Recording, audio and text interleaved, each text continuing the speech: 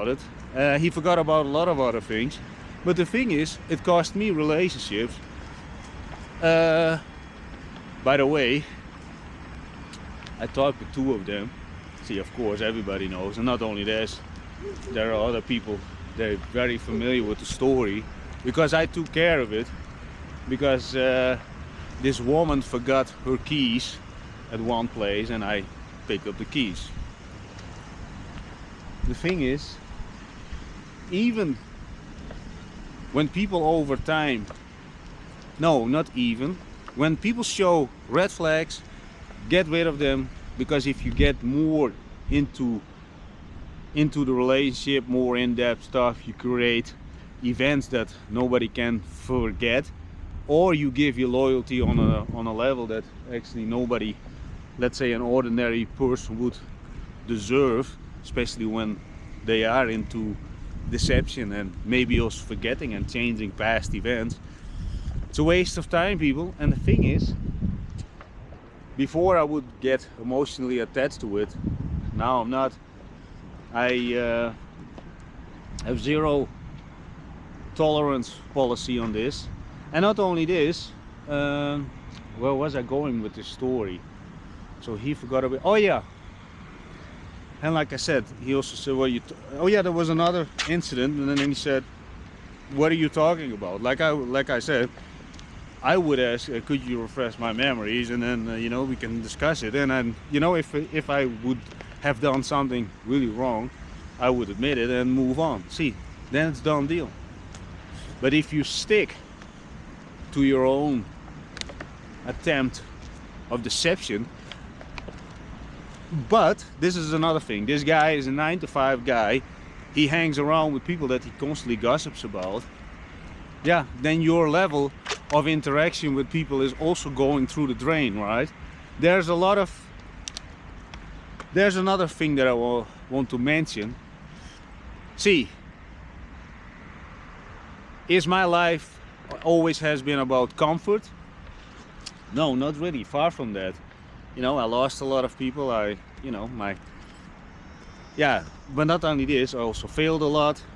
I ended three times totally without nothing. But in the meantime, I became very aware of everything. I'm very, very grateful for every single day. I'm also talk about this a lot. And also when it's about spending time with other people, I'm putting in really the work. Everybody who meets you, let's say, on a more quote-unquote intimate level, you know, they know I put in the work. And that's all because, let's say, the challenges that the guy upstairs gave me, or the universe, if you're religious, the guy upstairs, that's how I like to word those things. I would be a hypocrite if I would say I'm heavenly religious. No, I'm not. But I do believe there is some sort of doing good as you can, as possible, to the world around you. And I am pretty much obsessed with this. And constant interaction with people. And by the way, when people would say, yeah, Dallon, what is true about it? Well, if you would ever meet me in real life and you would walk behind me, you can see how people react on me. And when it's about areas that I lived in, there's not one single person that can say, what an asshole. Maybe there are a few people, but that's because, and I'm gonna tell you exactly why. I said this also before, there are a lot of people staring at the moment, and I always say I prefer that you talk with me. But sometimes, because I'm wearing lenses, I'm not always wearing my lenses, and sometimes I'm doing this on purpose so I don't see people who are staring. And for a couple of days ago, a guy said, oh, you didn't want to see me. The thing is, if you watch this, any kind of person who wants to talk, just go straight forward to me, just talk to me. You know, that's something that I really want to say.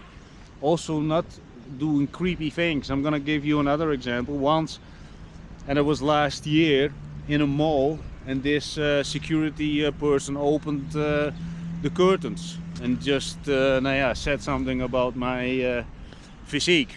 That is all fun, but I prefer that you don't open the curtains of my, you know, when I'm trying some I was trying some pants. Yeah, I think that's weird. Very direct. I could appreciate that. I was also thinking like this. A lot of things, and this is just a small example. There are very extreme ones. But the thing is, you know, in one way I could appreciate it, but I also think, do this to any kind of normal person who is not as open-minded as me. They go talk to the police, or they'll say, let me talk to your boss. You know, I'm not into this. I prefer that people come straight forward towards me and just say, nah, yeah, whatever you want to say. Or, you know, in the parks. Now, wait a minute, when it's about parks, huh? And again, a little bit around this topic of deception. This guy, one video I made about this, I was vlogging, and there was one creepy guy. He did some, let's say, adult movements. But I said, no, I don't want it. But let me also tell you this. Because, first of all, it looks like that I'm scared. He put me a little bit off guard, that's for sure. But one thing, see, I'm in Sofia, Bulgaria, and this is actually my home. But the thing is, because last year, and this is about one of my exes, she actually went to the police to tell the police that I called her in the middle of the night that I was threatening her. But she made a mistake, and the police already knew that, you know, we had a good conversation, I think, about everything. And then I asked at one point, you know, how did I threaten her? Because I really didn't do, because I'm not wasting time on threatening exes. You don't think that I got something better to do? But the thing is, she said that I said it in Bulgarian, and I don't know how to say this in Bulgarian. I was supposed, I said on the phone, according to her, in the middle of the night at 1 o'clock. My daily routine starts from 5:15, so I sleep after 12. That's another thing. Yeah, so she said that I want to cut her head off, and I said this in Bulgarian. Said I don't know. And when it's about negativity, I don't want to learn negative words, how to pronounce them. I do recognize them, but I'm not training myself to pronounce them the right way. If somebody would ask me now, how would you say to cut off somebody's head, I would not know. I really would not know. And the thing is, and then I think she was the prosecutor.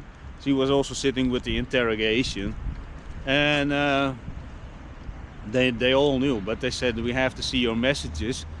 But fortunately for my ex, the police didn't went through all the messages, because she was a little bit cuckoo at one point.